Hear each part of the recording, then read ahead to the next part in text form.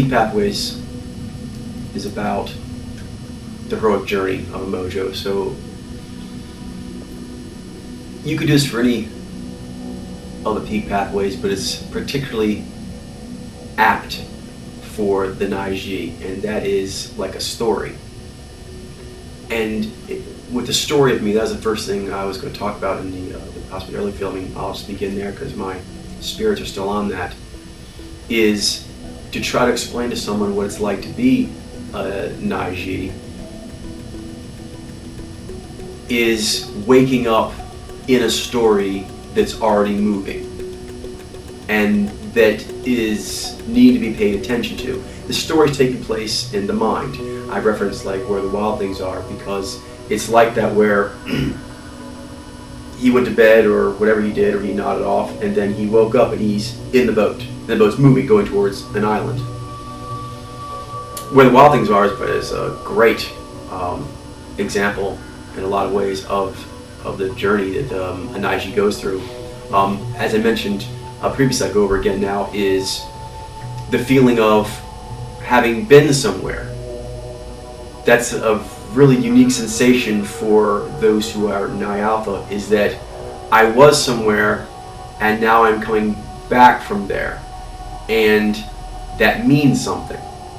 That's a first thought I can have. I mean, my memory kind of sucks, but I have an emotional memory, and even still, just doing emotional tonal memory, I cannot remember any time where that wasn't happening. It's kind of like you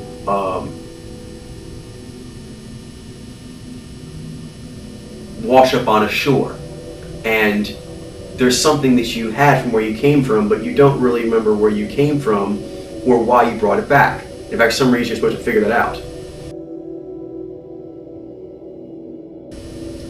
If you look at the power flows of Nai, it has like 10 of them, 12 if you take the whole kind of thing we've been playing with.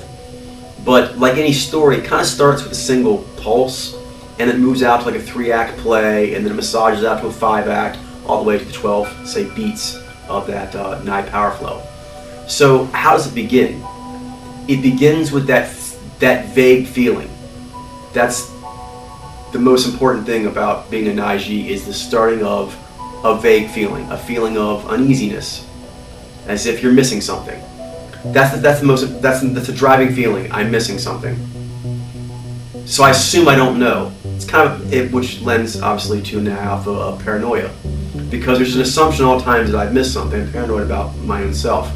Nai Alpha are kind of paranoid in a way about their own psyche. What has their own psyche missed? I think we had to reboot. I think I mean all of us missed something. So I think we have to dump our heads. So that's the next part. And I didn't realize this early on in my life, but it is true, is the anger that comes with being a Nai Alpha. Because it's very angering to wake up all the time with the boat going somewhere rather quickly and you're trying to figure out why it's going there. That's great for movies, but I guess for real life, it's really annoying.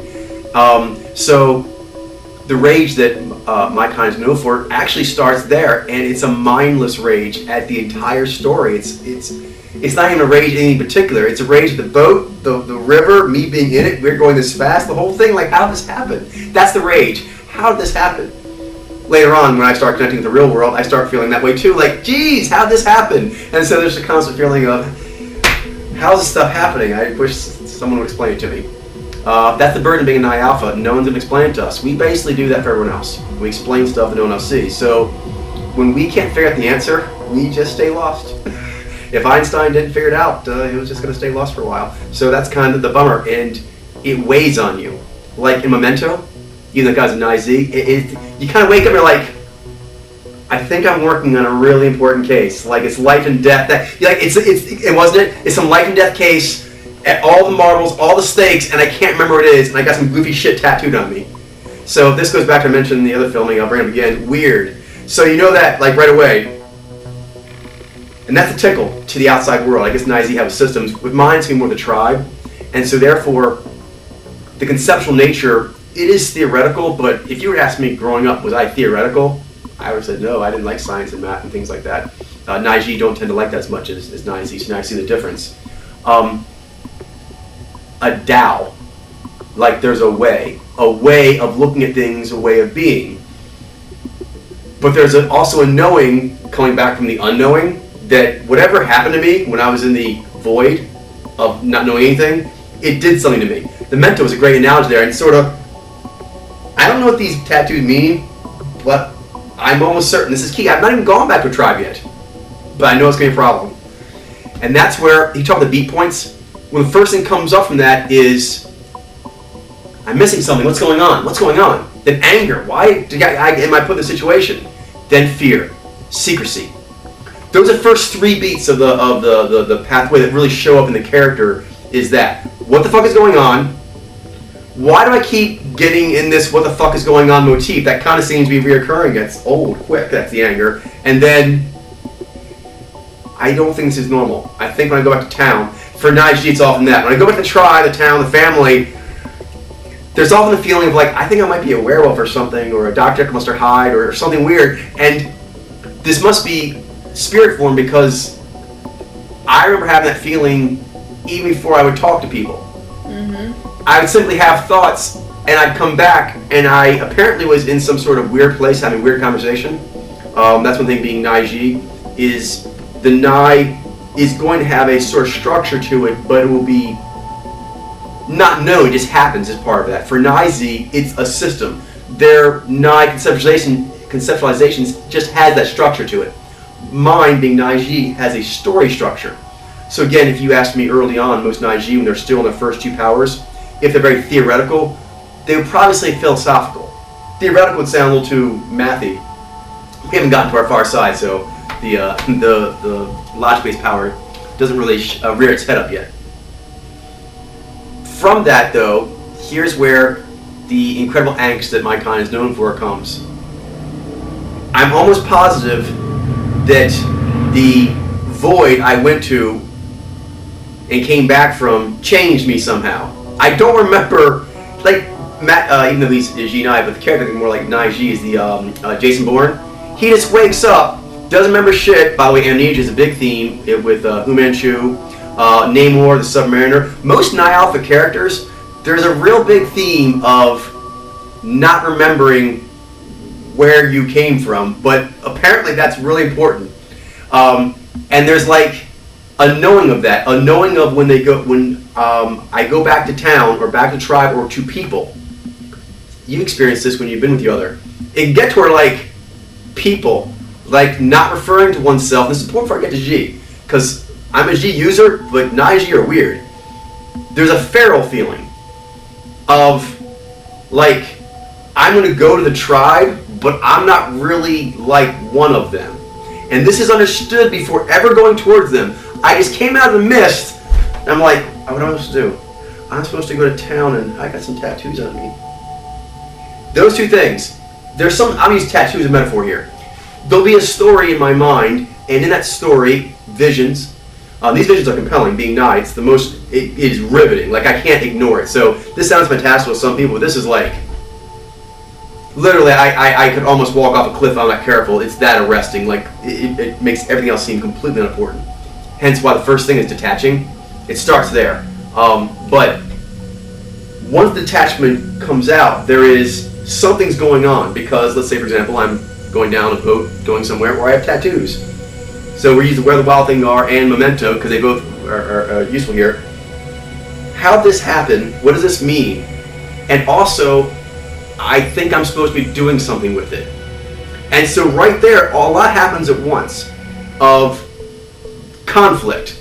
And that's when anger shows up. There's an assumption of conflict really early on. Like, detach, come back, I have stuff. I'm supposed to take this stuff to people who probably aren't going to understand it. Now later on, I mean, I'm older now, so I think they're going to be stupid. I use those words. But younger, I would think, I don't think they're going to get this. And I don't think, for example, with the kid, him being a kid in a monster world, or me being, Memento being tattooed, I don't think the messenger is going to be received well. So there's a big freak factor. There's a big feeling of, I'm a freak for 2 reasons. I'm trying to really capture it, being Nai-Ji. There's an innocent feeling of, I'm a freak, because I came from somewhere. I don't know what it is, but that must mean it's weird. I think I came from someplace weird, and it must make me weird that I came from someplace I can't remember. And I'm going to have to go back. That's a deep, primitive fear of the Naiji, of having to actually go back to the people. And in my story, there's always the feeling of going back to the people before they actually show up in the story. Like the Bourne movies. There is implications of tribal, people-based intrigues and dynamics going on, but he's unaware what they are. But they're going to be important, and he better figure it out soon. So now, being a Naiji, you're going to go out in the world and try to experiment. Well, this phenomenon I'm talking about actually happens throughout the entire life of being a Naiji. It comes out in different ways, at different ages, and I had to kind of specify here because Naiji are very complex. As a youngster, a lot of Naiji will develop their Ji, and people may not be aware of it. That's very common. And then all of a sudden they become brilliant speakers like in a summer, and people wonder, wow, he got so good over a summer. That's not what happened. It's because oftentimes when you have to go back to the tribe, once you do remember what it is, there is a trepidation. There's a trepidation of actually talking to real people. You've experienced this if you've been with your other closely, where all of a sudden people freak you out. It's weird. It's a kind of freak out that no logic-based Mojo would have. It's a fear of man, or humans, that only comes from understanding the things humans can do. It's almost like I have to go back to the people, but people, in this analogy, are kind of like sharks. Mm-hmm. They're both the people I have to save and the people who are going to, like, cannibalize me. Yeah, that's it. They're going to, so it's very dicey. It's very dicey how they're going to take this.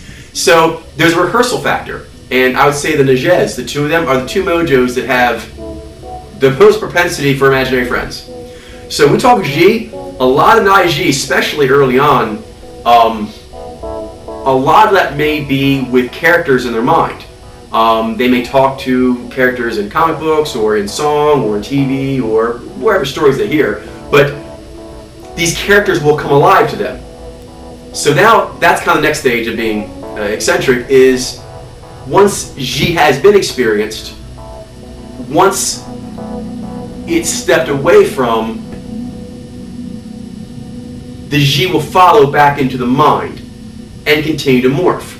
And the reason I really highlight this is because the compound relationship is really in effect here. Reality gets very blurry. I don't know how to say this. I know the Naiji suffer from that to some extent, but Naiji had it worse because, kind of like that guy Russell Nash, he's almost probably certainly a Naiji too. The imaginary friend thing gets really intense, like Scrubs, another analogy, to where conversations I'm having with people out here will continue in here, and I really can't tell the difference sometimes between conversations that happen with the you that follows me in the head and the one out here. And that's a phenomenon that Naiji had, and it adds again to the angst of that's really weird. So, I mean, I knew it was weird when I came to the mist. I was weird before I met people.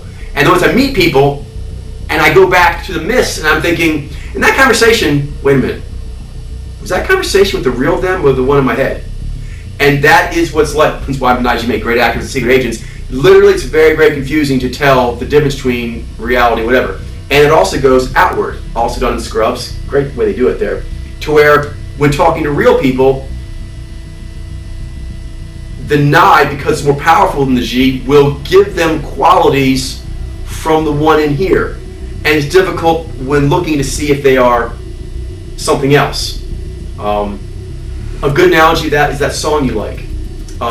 With in the Latin school, there's the two people, and he's drawing, and he's seeing her, and he's seeing all these things around her. So that's really how Naiji sees this. Now, Ji and I have to some extent, but it's not the same thing, where the Nai is stronger than the Ji. It will take Ji dynamics and then go inside its head and just go crazy simulator with it.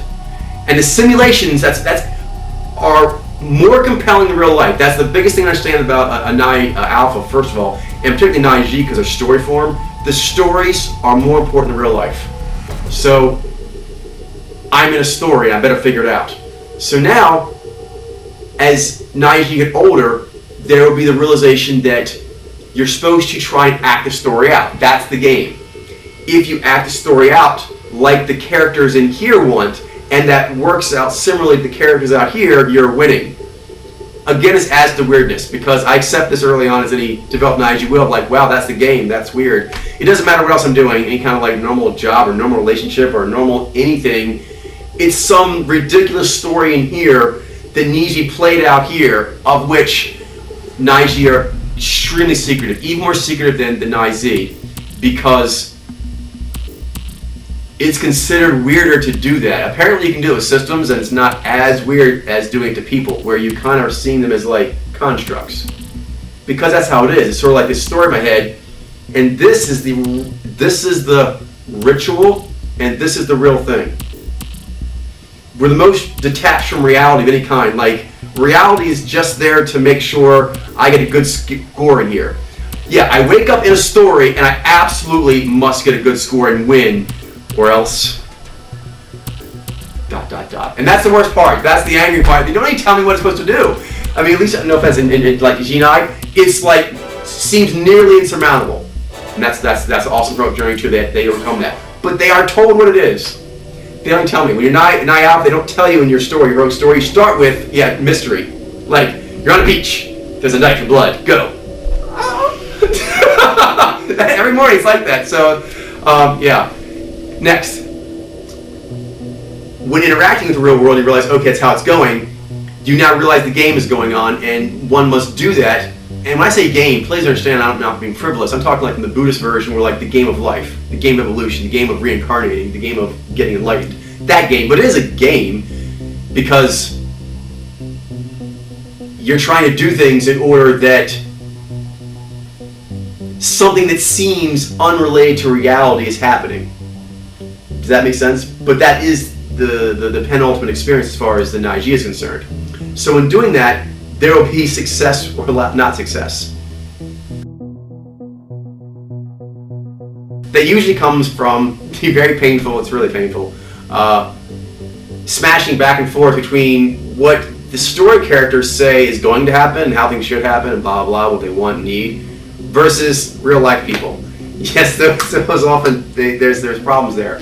And so I gotta have to figure out how to roll with that. That's going over to Zai. So this takes maturity for an IG. And a lot of them will skip it. But if you do that, it'll just get more fantastical because you're not taking the real G pings. That's something that Nai-Ji have to work for. And if I talk about peak pathways, there's always issues for all mojos, for any of them, possibly, any of the placements, the pod powers. But I would say Zai is the most frequently skipped. And that's because it kills the fantasy ride. And so most Nai-Ji don't really want that. It doesn't matter if it's like my fantastical ones or it's like different religious ones or whatever. But they kind of have like their little like conceptual view of things, and they try to get other people to play along. Even though any Nai-Ji know this, they want other people to play along with the story they're running, kind of like an RPG. I think all Nai-Ji are like born role-playing game, what do you call them, moderators. Where they try to get everyone to play, okay, you are going to be like the hot vampire girl who can do this, whatever, and you, okay, you can blast off into space, and everyone's like, oh, okay, please just play with me. And that's like the most important thing, because I could find out a secret to something if this happens. Life doesn't give the best ping sometimes, people don't understand, and this makes for a strange relationship with people. So, Zai can help out. Zai can help explain why humans do the things they do. This often hurts because the view in the head is like natural law, where everything would work because there were no paradoxes. And if there's no paradoxes, there's no real conflict. But there is some conflict, and that's what Ji understands. But the Nai-Ji will want to skip that, if possible. Particularly if it's going to keep people from being heroes. Nai-Ji's kind of, I mentioned also the Nijai, they want to make people into heroes. So that's a big part too, is going back to the tribe, although they may eat us, there's a belief that if we can deliver the Nai properly, our tribe will turn into heroes. Kind of like I always say, stupid fucking humans. And someday, I would really like them not to be stupid, if at all possible. And Zai is going to help out with that, because not everyone's going to play according to this script. There will have to be adjustments to other people, like any good director. Again, like a movie. This involves a troupe of actors we call the human race. And they have their needs, they have their egos, they have their interests, and these have to be accounted for. So Zai helps do that, 4951, deciding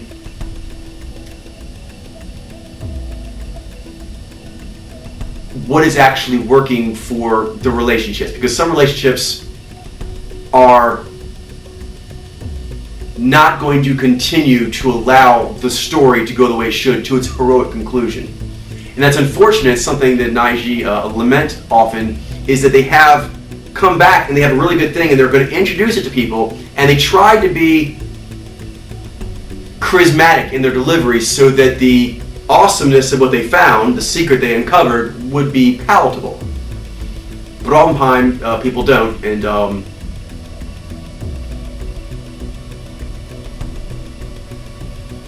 there has to be those who will not be included in the story. And this is similar to the other director, Mantic. That's really painful. I really don't like to make those calls. But it's similar to the Facebook thing we're doing now, is it allows those who should be on the boat to be on the boat. The boat is now the correct size, the correct crew, the correct weight. It will fly, it will actually work. So I'm going to actually get more peaking, because this ship will actually go. But in the beginning, there's like a fantasy of like an ultimate tribe. I'm going to go tell them about this place they went to, and they're going to all want to build a boat and come. But they don't want to all build a boat and come, you know.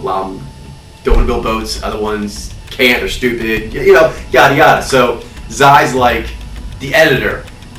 We have to deliver a good movie. So we have these characters, these actors, they've given us these scenes, they have these abilities. Some people can do comedy, some people can do drama, and we're going to make ourselves a movie here. So snip, snip, snip, snip, cut, cut, and we have it. It's going to make it work. Make what work? Presenting it. This is the V part of it. This is telling the world about what you found over here. Now this is really frightening because, I mean, you already told them, but you're actually going to show in some sort of ritual. And this is just the frightening part. From the beginning, once you have the secret, there's an awareness that once you get everything figured out, you're going to have to make a big proclamation. It's going to have to be a big deal. And that's really frightening, which and it's true, and very exciting. Because if I'm right, then like, kind of like, you know, I predict that the planet's going to go this way and no one else saw that. So that's really awesome. I showed the tribe a way to go. But if I actually make a big demonstration of taking the tribe a new direction and it doesn't work out, then I'll be ridiculed. Nai Alpha hate being made fun of. It's funny because Nai Alpha are some of the most devastating comedians out there. I think it's so no one is stupid enough to make fun of them, because they'll attack them. Because we hate it. We just cannot stand being mocked or looking stupid or ridiculous. Just, it's painful. So, if you don't ever show, then they can't hit you. So as long as the story's playing and the people only know a little bit about that, I can keep almost being in a fantasy world. The upside is I'm kind of like intangible, so I can't get hurt. But I also can't really connect and really drink in. So that's like the big thing, is when to show that you're sure you've figured the answer out to the mystery. And it's kind of a game of Clue, where you make the guess but you might be wrong, and if you answer too soon and it's wrong, you're out of the game. That's very much what it feels like. But if you don't guess soon enough, someone else can guess it, and then you lose. That's kind of feels like. You have to guess sooner than anyone else, but you've got to get it right and you only have one chance. So it's a nervous existence. It's very nervous, which is why my other we'll get to actually helps a lot with nervousness and anger. If the story has been listened to correctly, because some Nai don't listen to it well enough. You have to listen to it. You have to accept that the story is where everything's going to come from. And then you try to make it good for the people. Then that should make the vision noble. even though you're going to tailor it some to those stupid humans, that should make it noble if you're trying to get get them all help. Then you're trying to get them all on the boat now. That's the plan now. And there's some issues. There's some issue with weight, stupidity, yada yada, zai. Okay, snip, snip, snip, snip. Now we have a boat. You're actually going to take this boat and show it. You're going to demonstrate what it has. That's another thing too. I use a boat analogy. It very much feels like you could put a demonstration on in a very far away shore where you'll have no resources. Coming to the real world is very much like Submariner coming out of water. It feels like another world that's going to drain all the energy. But when it's done, it's exhilarating. I'm sure you all know that when you do your source, your polar, it's kind of like, but if you can do it, then it's really thrilling. The best way to explain the fear of exposure is to use magicians, and there are a lot of Naiju magicians, is the fear of actually having a trick shown, because then you lose all your power. So that's another question too, is giving the power away. But it's a form of sacrifice. Yours is like an emotional sacrifice, you think sacrifice. But this is a sacrifice of my secrets. So going from Nai all the way down to V will be a sacrificing of my secrets, but hopefully it was the right thing. In which case I'm exposed. Kind of when you come out in your defender-aggressor mode, and you're like, I'm totally out here by myself, but you're not really. Mm-hmm. Same thing when I finally come out and go, okay, this is what I think the answer is. I know it's weird as shit. Go ahead, slings and arrows. Just slings and arrows now. That's my other comes to me. So it's during the slings and arrows time. I'm like slings and arrows, slings and arrows. They don't come. Okay, when the slings and arrows don't actually come, that would be in my P pathway, the waves swell. It's like I didn't die. Cause I kind of figured, like nihilistic, like I was gonna do this, but no one's gonna care, and probably I was, Brooke was gonna follow me. You know what I mean? Like Murphy's Law. That was kind of the assumption, like Murphy's Law is gonna happen. I think most of I figured, some V Murphy's Law thing is just gonna ruin it, and then it doesn't. So then you actually didn't plan for that. It sounds funny. I think most the mojos like that. You kind of don't plan for what happens after you go from source to polar, because you don't really have that conscious part of the story. So now I'm kind of like, oh, is this good? And it is good. So what first starts happening is you're kind of like in like you're like a store or something that's after hours, and you're just in there. There's no one watching anything or anything like that, and that's what I talked about. The waves swell. You start noticing all kinds of stuff that you've always been able to do, but you haven't paid attention to a while. For me, it comes up mainly like fun games I can do, both theoretically and like acting, because there's peaking done where I go liquidy between the modulations. We're really firm here, and they usually take a lot of energy for me to do one of them, one pipeline or this pipeline, but they're kind of like both on, just humming there, waiting to be used in a way that seems really weird, because that takes a lot of energy normally for me to do just a la carte. But they're like waiting there with all this energy. I've learned over time that as awesome as that is, because I can have a lot of fun playing my apparatus doing like advanced tricks. In a video game, triple 40 level combo. As fun as it is, it's much better to pay attention to the others coming, which is the return wave, because this stuff is going to be unprecedented. It's going to be stuff I've never seen before from the faraway exotic land, in this case of Ni. Who am I taking too long here? But is that the first thing is, the further one goes away from Nai, it's very much like, Submariner leaving water, the confidence goes down. And there's a really overwhelming feeling of being silly. And the moment of actually showing the card, as sure as you were when you were doing your head, right before a Nai Alpha puts that card down, the feeling of cosmic foolishness is like crushing. When that doesn't happen, then there's feeling like, oh cool, I didn't get crushed. Then a huge wave of buoyancy. We talked about the Ni is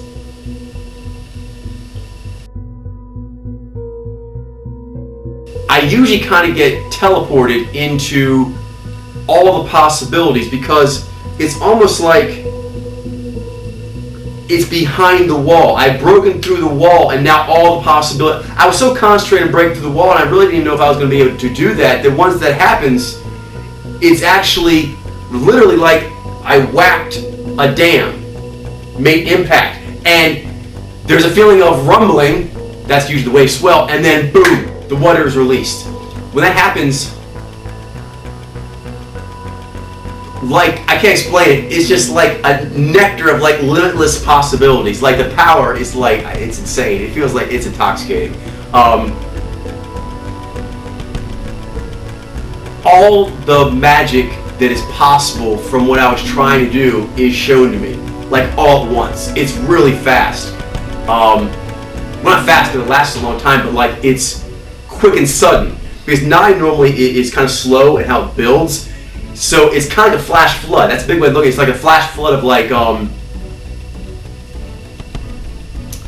all the people who were waiting for me to do this. For some reason, that was hidden from me. The Nijai, in this case, the Ni and the Jai that's over there, is very able to see all the good that's going to be done, all the possibility, and all the Jai that's going to be helped. One thing I often worry about being a Naiji is that I have done the right thing so that a higher form of being would be happy. Because my view of the tribe early on in the story is like one that came from like the mists, the elves, or wherever else I came from, the Magic Kingdom. So there's a feeling of having let it down. I'm sure everyone feels this way about their other, but I'm particularly fond of mine. The Nijai is like the most magical creature. It's sort of like all the humans deserted me. From Nai, going all the way to V, it's kind of like a typical story for Naiji. All the humans desert. It's like a classic theme. From the journey going down, everyone's going to leave. Except for the Nijai, who actually thinks that's cool, and is the coolest person in town. In my case, it's a lady, but it makes all the other stuff irrelevant and it makes everything worth it. Does that make sense? So like, the feeling of silliness, as huge as it is that silly that I felt like that a second ago. It's really sudden. The ups and downs are really huge and they're fast sometimes. I'm doing great and I suck. Oh, no, I'm doing again. Also, there can be a feeling of not connecting. The Jai makes it feel like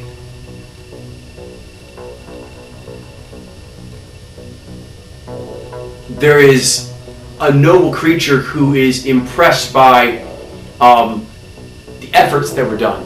The efforts were done well. That's something too, yeah. The Ni, I think Nai get this too in a different way though, but the Ni Alpha, when it comes back, is greatness. That's what comes back because you start feeling like I'm built for greatness. As you walk all the way out, you're like, I'm a jackass. I'm a complete jackass. And then you put it down like, okay, there's the card. I don't even know why. An hour ago that felt like a smart plan because now I realize that was stupid. But then I was right. I mean, that's your confidence goes. And then greatness. You're the greatest thing ever. Like my Nijai, next she's like the super cheerleader. Like I can do no wrong at anything. And then when that feeling comes, that's kind of like the tidal wave that pours into her going over and wanting to push. One of the main things that comes up is it has to be unprecedented and rewarding. This has to do with ranking, the objective discernment. With G, the ranking tends to be, not as taken for your own because you're looking more for the tribe often in ways. So when coming back in the cultural side, advocates strongly for rank or position I should have because I don't tend to do that. So first, like, you are great and noble and you should really be getting some shit. The world has not been ranking you the way very much you need to get ranked appropriately. And then it kind of is like a full circle in the greatness. It's a making of what seemed like a faraway dream the way the tribe's going to do it from now on. That's anything that the Nijai has in mind. Nexi, she's the coolest thing ever. Whatever she does, the tribe's gonna do it because she's just cool. So that's the way it's going to be. She demands it, and this actually sets up the cycle continuing again, is because after that proclamation of my greatness, first to me, it's kind of like the Ni and the Jai saying how great I am to me, because when the Ni bounces around with my ideas and cross-contextualize and say it could do this and it can do this, there's nothing more flattering. Does that make sense? I mean, I don't know if that's not necessarily flattery, but to Nai, that seems like flattery. To take the idea and like show all the ways it could actually impact.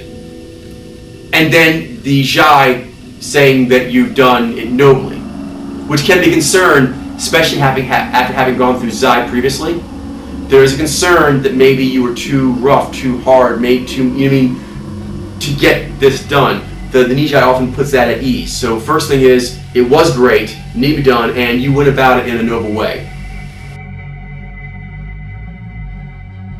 Then you should get proper ranking, and that ranking, very much the Vi, is unprecedented. It usurps properly all that have come past it. It breaks all records. Yeah, my other, she really likes to actually go over and like carve in stone over what used to be carved in stone. I can't explain it other way than that. Like, this is the new way it's set in stone.